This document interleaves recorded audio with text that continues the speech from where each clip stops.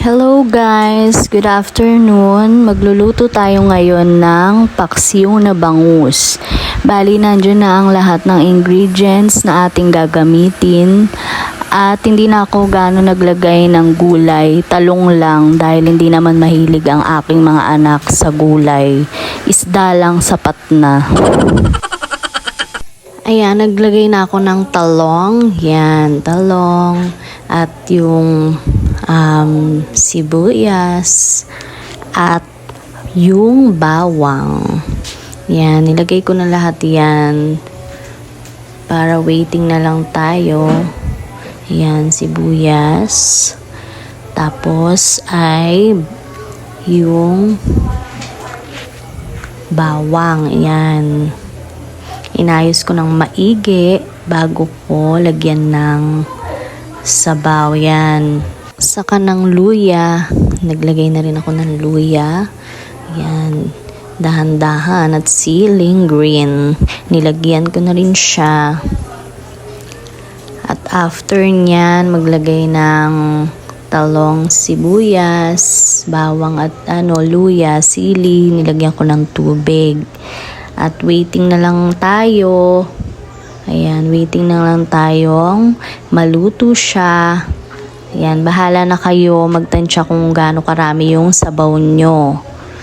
At ayan, patis. O, diba? Ayan ang mga ingredients na nilagyan ko. At naglagay din ako ng paminta. Ayan. Ayan ang ating mga nilagay sa ating lutong ulam ngayon. At waiting na lang tayo. Yan, asin. Kailangan natin ng asin dahil yan ang nagpapasarap sa ating lutong ulam. Hindi mawawala sa ating yan sa ating pagluluto ng ulam dahil ayan ang nagpapasarap sa ulam natin. 'Di ba? Ayan, waiting na lang tayong maluto. At ayan, kain na tayo guys. Yummy.